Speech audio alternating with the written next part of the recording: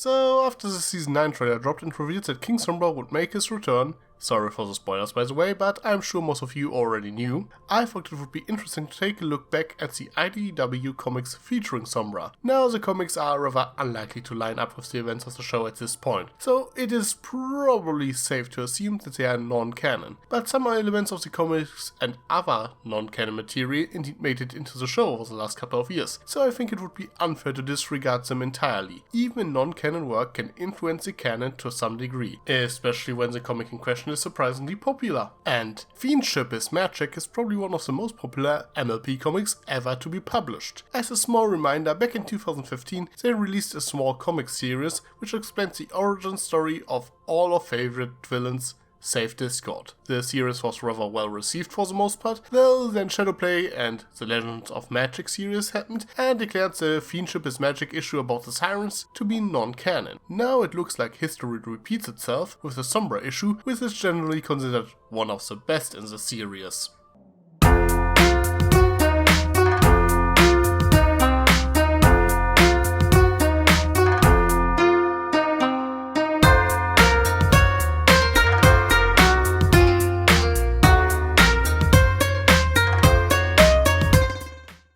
Now, what is this comic about? Well, Cadence and Twilight are looking for missing records about the time Sombra ruled the Crystal Empire and come across his personal workroom. There they find his journal in which he explains his background story.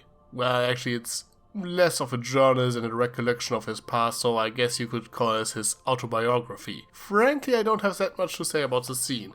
It is a well enough framing device and shows some nice interaction between Twilight and Cadence, though it is rather interesting to see Twilight using dark magic again, and learn that Cadence can't learn it for some reason. In any case, they read Sombra's journal, and this is where the actual story begins. As a child, some guards picked Sombra up in the frozen wasteland surrounding the Crystal Empire. He had no recollection of anything that happened before, and he was only capable of saying one word, Sombra, which became his name. He was brought to an orphanage, where he learned pretty quickly how to write and speak. But the other ponies thought that he was weird and never played with him, turning him into an outsider. One of the reasons they thought he was weird was that he always referred to himself in the third person. Tricky fails to see what's so weird about that. Trixie does it all the time. Well, but then he met Radiant Hope, another weirdo unicorn with no friends. They decide to be weird together and they become best friends rather quickly. But one day, Hope tells Sombra about the approaching Crystal Fair and the Crystal Heart. They go to see it, but Sombra sees the reflection of his future self in it. This is when we meet Princess Amore.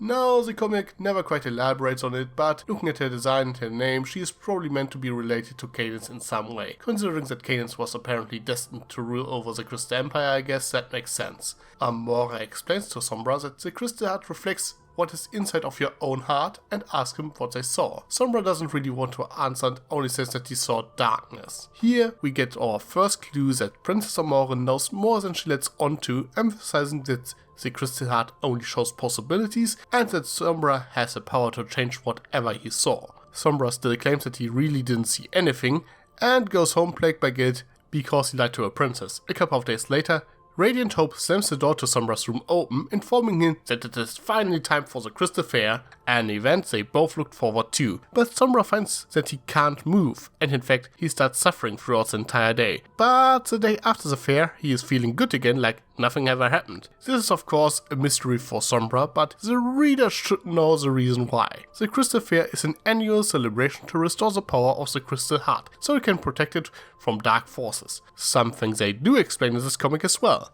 And we all know what Sombra turns out to be, and we saw the darkness inside of him when he looked into the Crystal Heart, making it apparent that it was always there. So it makes sense that the Crystal Heart is trying to reject him when it's basically overcharged during the celebration. This repeats itself over the next couple of years and it seemingly gets worse with every time, until the darkness inside Sombra starts to transform in an attempt to counter the assault. Radiant Hope manages to restore and heal Sombra, cancelling the transformation with her healing magic. This is also the moment in which she earns her cutie mark, even though she appears to be an adult at this point. Being a blank flank at this age is probably rather rough. Now Radiant's healing magic turned out to be so powerful that Celestia and Luna sent her an invitation to study with them, which causes Sombra to run away in despair. Hold on a sec. From the way it is phrased, it sounds like she is supposed to study alongside them to become a princess and not as a student, and we also don't know Celestia already opened her school for gifted unicorns as its choice, but in general Sombra has the same freaking background story as Starlight and FIENDship.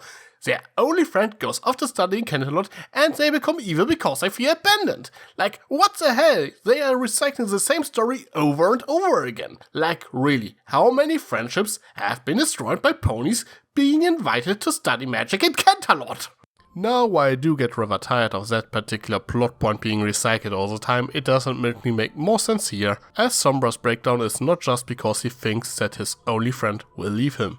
It is part of the reasons. Yes, but more importantly, he sees this news as a confirmation that the destiny Radiant Hope saw in the Crystal Heart will come to pass. And he thinks it also means that the same will happen to him, that he will become that shadow monster.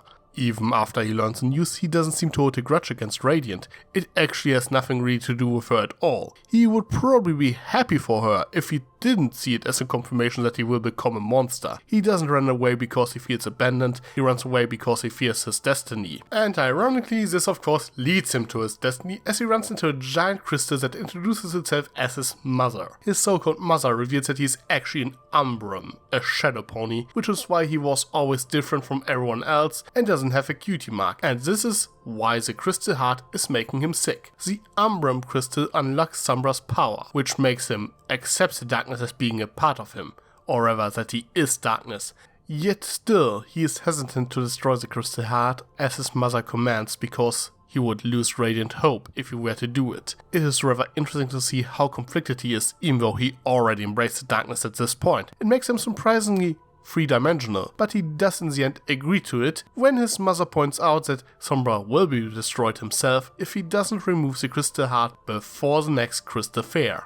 He sneaks back into the Crystal Empire and stores the heart in the back as he can't touch it directly, which is when he is confronted by Princess Amora, who wants to help Sombra and tries to convince him that it's still not too late for him to change his destiny. But when Sombra puts two and two together, realizing that she knew the truth about him the entire time, he snaps, turning her into stone. Up to this point, he was still rather conflicted about the whole thing. He doubted himself. But when Amora admitted that she knew why he was suffering all those years and never tried to help him, only showing up now to tell him that he can still do the right thing, it puts him over the edge. He feels completely screwed over. From his perspective, she could have explained the entire thing to him ages ago, and the entire situation could have been avoided. His anger is surprisingly understandable, but now that Sombra went this far and even managed to overcome a princess, he loses the doubt he had, becoming the villain we know from the show. Then Radiant Hope shows up, and even now Sombra seems to have feelings for her as he offers Radiant that they could rule together, that she could be his princess. Radiant Hope on the other part tries to convince Sombra to fix Amora,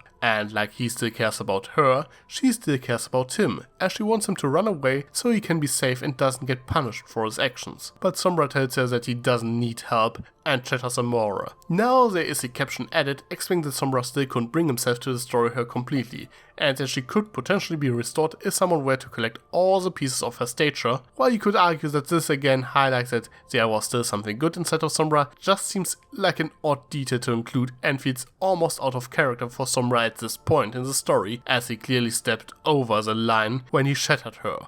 And even if it is possible to restore her, it just doesn't seem fitting to bring it up right now. This is apparently because Hasbro mandated a clarification that she is not dead because of a strict no-killing rule the comic writers must follow. I don't really mind it that much, I just think that the clarification is somewhat unnecessary.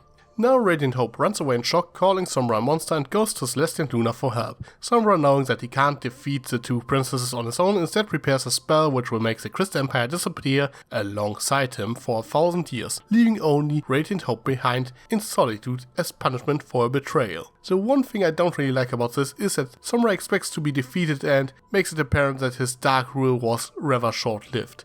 Sure, he did enslave the crystal ponies, but the comic makes it look like there was barely enough time for that, which undercuts the implied gravity of his actions a bit if you ask me. Still, his actions had a rather lasting impact, and he made sure that no one really wins in this situation. Celestia and Luna still failed to save anyone. The comic ends with Twilight and Cadence discussing what they just learned. While they are leaving, Sombra's horn, which wasn't destroyed back in the Season 3 opener, drops into the room. foreshadowing, rather literally, the eventual return of the king. Yeah, this comic is great, I don't really have anything negative to say about it. The artwork is good, the story is interesting, and it hits you right in the guts at the end. It turns King Sombra, a character who had maybe 3 lines in the show, into one of the most complex characters MLP has to offer.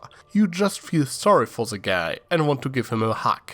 Unlike Starlight or Fizzlepop, you actually feel like he was driven into villainy by the circumstances and his heritage, and not just because he was sad when a friend left him. The Umbrum are also a pretty cool concept. Now, there is a case to be made that it would be more interesting for King Sombra to be simply a normal unicorn than some shadow creature that was born to be evil, but I think that the tragic fact that he never wanted to be evil in the first place and actually tried to fight his fate made the entire thing more engaging. And speaking of his friend, Radiant is a great character in her own right. She is quirky and cute, and the way she interacts with Sombra is just adorable. There are even some genuine funny moments with them, which makes it even more tragic when things go south. I quite like the fact that their friendship is so strong that they can't quite abandon the other until the very end. Now sadly, the eventual follow-up to this comic, in which Sombra does return, isn't that great, but we talk about that one another time.